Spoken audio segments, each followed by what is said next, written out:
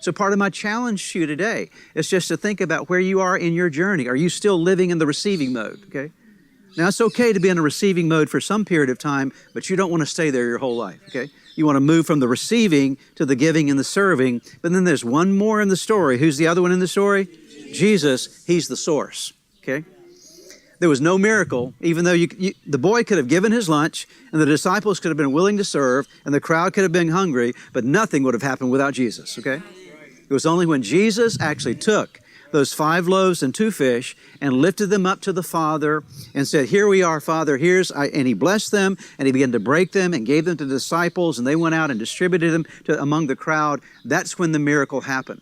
I believe that amazing miracles happen when God gathers a group of hungry people who have needs.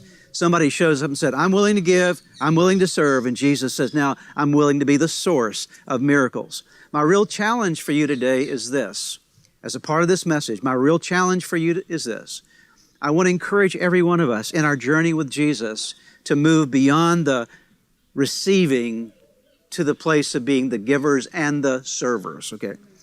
Tremendous. See, now, here's a great thing to remember. Did the giver and the server still get fed?